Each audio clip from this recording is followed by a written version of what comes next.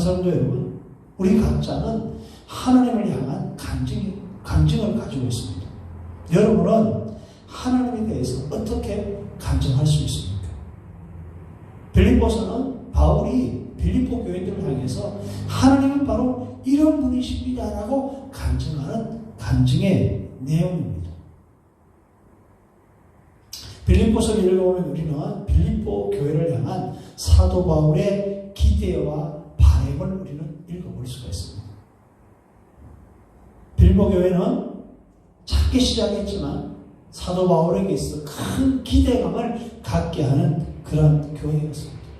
왜냐하면 빌립보 교회 성도들은 바울이 복음을 전할 때부터 처음부터 복음을 전하는 일에 함께 동력했던 그런 교회였기 때문에 그랬습니다.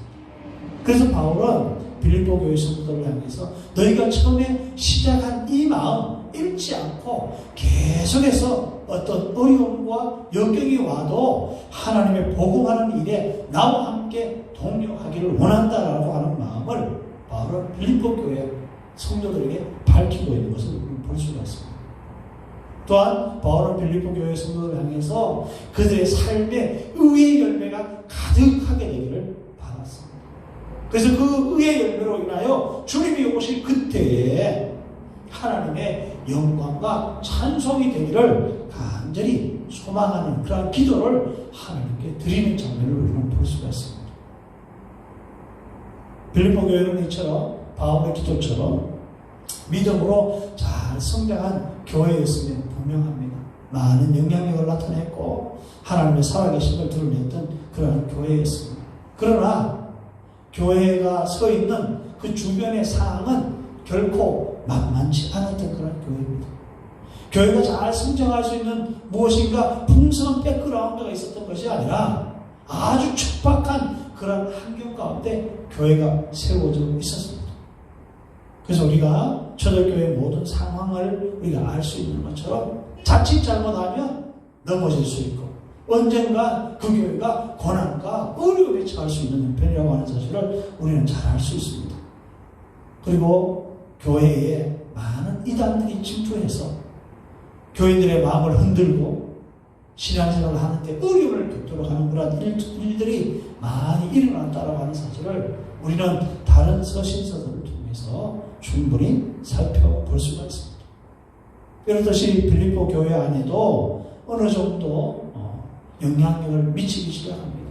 어려움이 가중되기 시작합니다.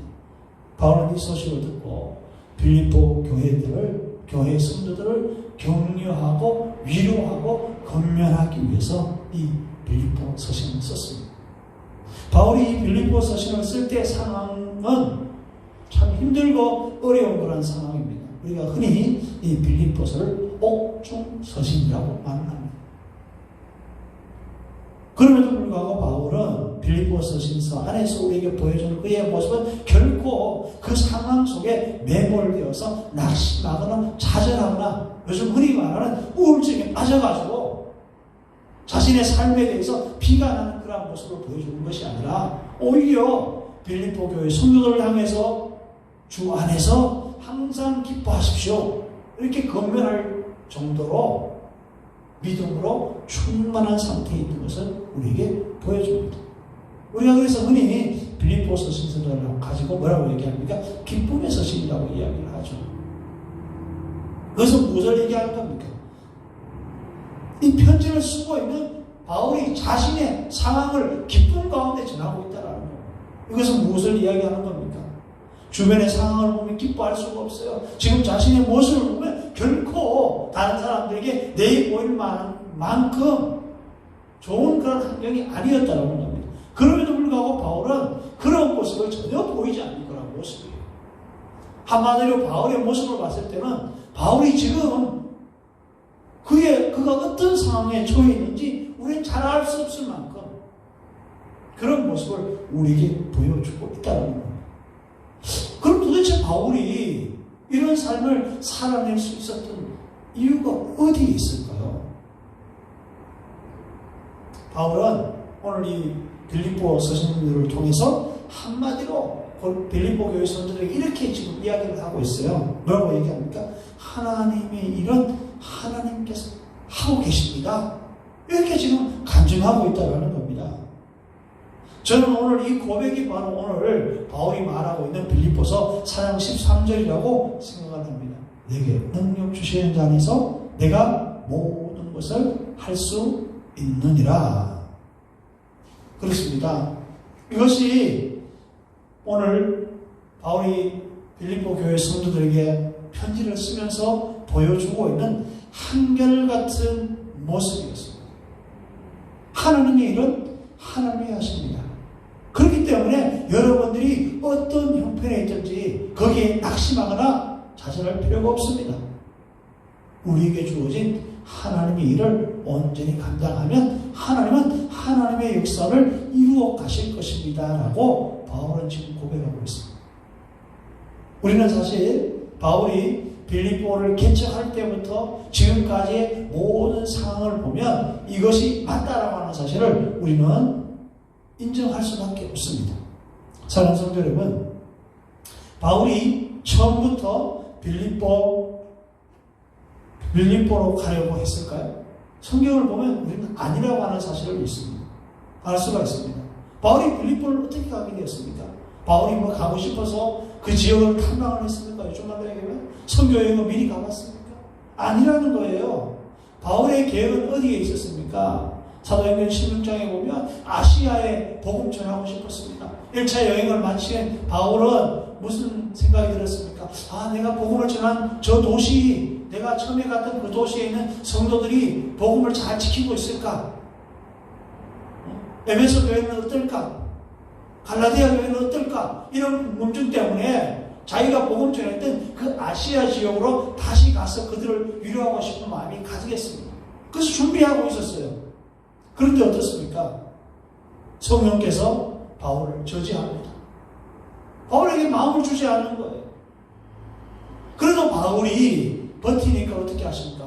환상 중에 마게도냐 사람을 보내서 어떻게 합니까? 자기들을 도와달라고 손짓하는 모습을 바울에게 보여주게 됩니다. 꿈속에서. 그때야 바울이 깨닫게 되죠. 하나님이 내가 아시아에서 복음 전하는 것보다 유럽에 가기를 원하시는구나. 이렇게 바울의 빌립보 사역의 시작은 바로 하나님의 뜻에, 하나님의 의지에 의해서 이루어졌다라고 하는 사실을 우리는 알 수가 있습니다. 사울의 빌립보 교회 사역이 그렇게만 시작됐을 뿐만 아니라 그 진행하는 모든 과정, 교회를 세우는 과정도 마찬가지 아닙니까? 바울이 생각하지 못한 곳에서 이루어졌습니다. 바울이 마게도냐 첫 성인 빌립보 성에 강도하게 됩니다. 그때 바울은 기도하는 처소를 알아보기 위해서 사람들을 만나게 됩니다. 그때 누구를 만났냐니까 루디아라고 하는 여인입니다. 바울이 루디아를 찾아갔습니다. 그리고 아마 물었겠죠. 여기에 기도할 수 있는 처소가 어디에 있습니까?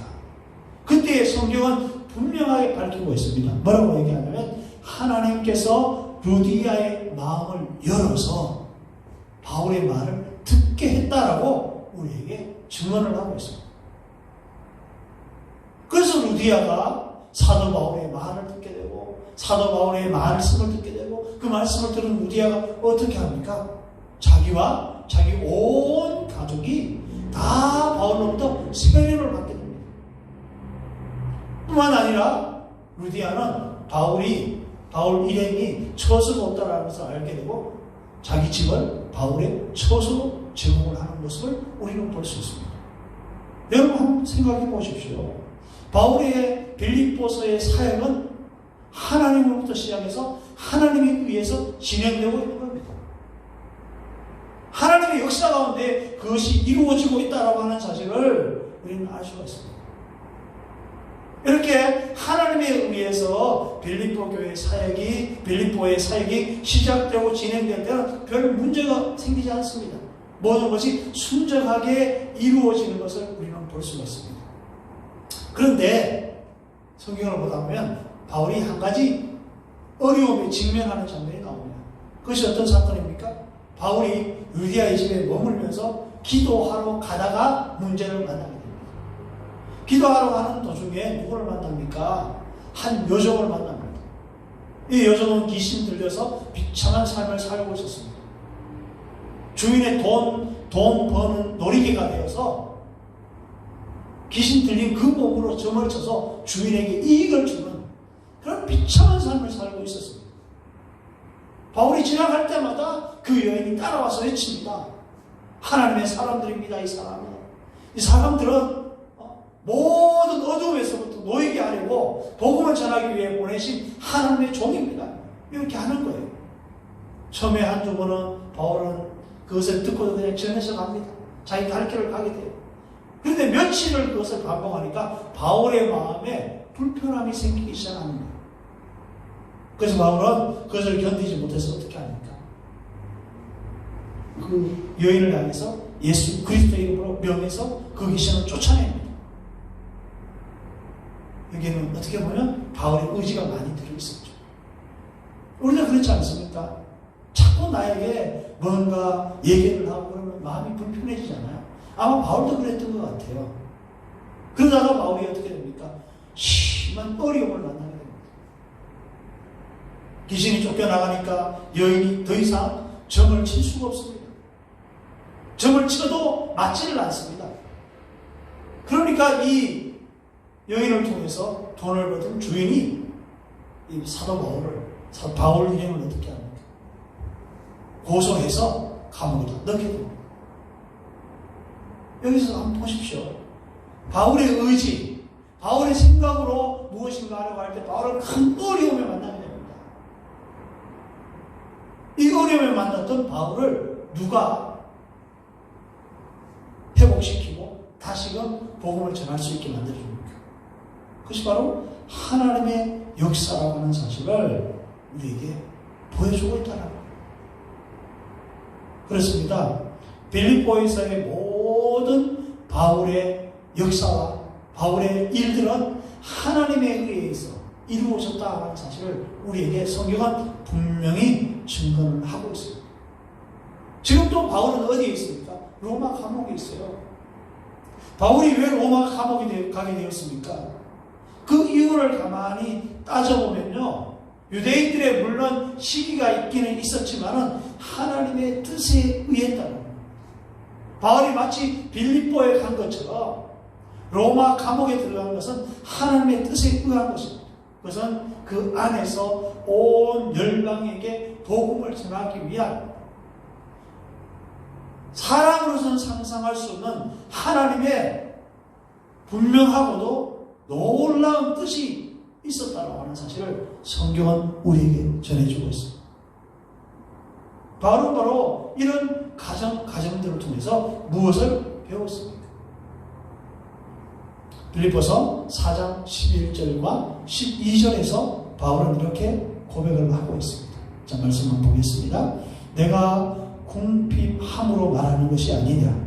어떠한 형편에든지 나는 자족하기를 배웠노니 나는 비천에 처할 줄도 알고 풍부에 처할 줄도 알아. 모든 일 곧 배부름과 배고픔과 풍부와 궁핍에도 처할 줄 아는 일체의 비결을 배웠더라. 여기서 바울은 놀라운 고백을 하고 있는 겁니다. 그것은 무엇입니까? 나는 일체의 비결을 배웠습니다. 나는 하나님의 사역을 이루어가는 데 있어서 하나의 비결을 배웠습니다. 바울은 이렇게 말하는 겁니다. 내가 어떤 복음 속 어떤 상황 속에서도 그리스도인으로서 복음 전하는 자로서 사명자로서 이렇게 흔들리지 않고 낙심하지 않고 하나님 나에게 주신 길을 뚜벅뚜벅 걸어갈 수 있는 것은 하나님으로부터 비결을 배웠기 때문입니다. 이렇게 이야기하고 있는 거예요. 그리고 그 비결은 바로 내게는 능력 주시는 분이 있다라는 것입니다. 그분이 바로 나에게 능력을 주시기 때문에 내가 이 모든 것을 할 수 있습니다. 라고 바울은 고백하고 있다고 하는 사실입니다. 그렇습니다. 하나님께서는 바울이 사역자로서 빌립보에서 아니면 로마 감옥에서 하나님의 사랑으로 복음을 전하고 하나님의 영광을 드러내기에 부족함이 없도록 그 삶을 살아갈 수 있도록 하나님께서 은혜와 능력을 주셨다라고 바울은 고백할 수 있습니다. 그러기에 바울은 그 사명을 감당할 수 있었습니다. 오늘날 우리도 마찬가지 아닙니까? 우리가 하나님의 자녀로서 이 땅에 삶을 살아갈 수 있도록 하나님께서 우리 필요한 모든 것을 예비해 놓으시고 필요할 때마다 그것을 공급해 주시기 때문에 우리가 우리의 삶을 살아갈 수 있는 것 아니겠습니까? 우리의 삶의 발자취를 한번 돌아보시기 바랍니다. 만약에 우리가 내 힘으로 지난 20년 동안 삶을 살아왔어. 내 힘으로 내가 지금껏 살아왔어. 라고 말을 하거나 고백한다면 우리는 하나님을 알지 못하는 거다. 하나님을 참으로 경험하고 하나님이 은혜에 거하는 자는 한결같이 고백하는 것이 무엇입니까? 이 모든 것이 다 하나님의 은혜였습니다. 이렇게 고백하고 있지 않습니까? 이 고백이 내게 능력 주시는 자 안에서 내가 모든 것을 할 수 있다라고 하는 고백과 일맥상통하지 않습니까? 그렇습니다. 하나님께서 살아 계시기 때문에 우리는 모든 일을 감당할 수 있습니다. 하나님께서 살아 계시기 때문에 우리가 하나님의 일을 하는데 때로는 물질이 필요해, 물질이 부족해도 때로는 우리가 고난 속에 있어도 때로는 우리가 역경 가운데 있어도 하나님께서는 그 모든 것을 통해서 우리로 하여금 넉넉히 그 일을 감당할 수 있도록 우리에게 은혜 주실 줄로 믿습니다. 저는 요즘 살아계신 주라는 찬양을 자주 부릅니다. 그 가사 중에서 가장 은혜되는 부분이 어떤 부분이냐 하면 마지막 후렴 부분입니다. 하나님이 살아계시기 때문에 나는 세상을 마주할 수 있습니다. 하나님께서 미래를 붙들고 있기 때문에 나는 미래에 대한 두려움이 없습니다. 이 고백이 저의 마음을 사랑하고 있고 저의 마음을 움직이고 있습니다. 사랑하는 성도 여러분, 여러분도 하나님의 살아계심을 믿으시죠. 이 주전에 우리는 부활의 주님을 찬양했습니다. 그 부활의 주님이 비록 이 땅에 40여 동안 계시다가 승천하셨지만 그 승천하신 주님이 오늘도 우리를 바라보고 있고 오늘도 우리를 지켜주시고 있고 오늘도 우리의 필요하신 모든 것을 성령을 통해서 공급해 주시는 줄로 믿습니다. 우리는 그 성령의 사람으로서 이 땅에서 삶을 살아가고 있습니다. 그래서 우리는 부족해도 우리는 연약해도 우리는 강하지 못해도 때로는 고통 가운데 눈물을 흘리고 어려운 가운데 낙심하는 마음이 찾아오더라도 주님이 우리 안에 계신다고 하는 사실을 우리가 꼭 기억한다면 우리는 반드시 그 어려움으로부터 이겨내고 바울처럼 고백할 수 있을 것입니다. 나는 어떠한 형편에 있든지 자족하는 비결을 배웠습니다. 그 비결은 바로 주님이 내 안에 있다라고 하는 사실입니다. 그래서 이 땅에 계실 때 우리에게 말씀했죠. 누구든지 내 말을 듣고 믿는 자는 그는 내 안에 있고 내가 그 안에 있다라고 주님이 우리에게 말씀하셨습니다. 이 코로나 시대 속에서 우리는 코로나 시대에 코로나 속에 있는 것이 아니라 주님 안에 있음을 기억할 수 있기를 바라겠습니다. 우리는 이 세상에 속해 있지만 이 세상에만 속한 자가 아니라 바로 예수 그리스도 안에 하나님의 능력 안에 있다고 하는 사실을 기억할 수 있기를 바라겠습니다. 이 사실을 기억할 때에 능력 주신 그분 안에서 이번 한 주간도 하나님이 각자 우리에게 기대하는 삶, 각자 우리에게 기대하는 믿음의 그 삶을 우리는 힘있게 능력있게 감당할 수 있을 줄로 믿습니다. 이 한 주간도 주님 안에서 하나님의 자녀로서 하나님의 백성으로서 능력있고 힘있는 삶을 감당할 수 있는 저와 여러분들 다 될 수 있기를 바라겠습니다. 기도하겠습니다. 고마우신 하나님, 부정한 우리를 사랑해 주셔서 독생자 예수 그리스도를 보내주시고 누구든지 그를 믿는 자마다 멸망치 않고 영생을 주시오니 하나님 감사합니다. 영생을 소유한 자로서 우리가 이 땅을 살아갈 수 있도록 하나님 오늘도 성령 안에서 하나님의 역사로 우리를 지켜주시고 인도하시고 역사해 주시니 감사합니다. 코로나로 인해서 우리의 마음이 또 여러 가지 삶의 어려움으로 인해서 우리의 마음이 위축되고 하나님 우리가 흔들릴 때가 많습니다. 오 성령이여 우리를 도우사 성령 안에서 하나님의 역사를 이루어갈 수 있도록 인도하시고 무엇보다도 하나님의 자녀의 삶을 살아가는데 부족하지 않도록 예비하신 그 은혜로 우리를 충만하게 채워주시옵소서. 그 은혜 안에서 한 주간도 믿음의 삶을 감당하도록 역사하여 주시옵소서. 예수 그리스도 이름으로 기도합니다. 아멘.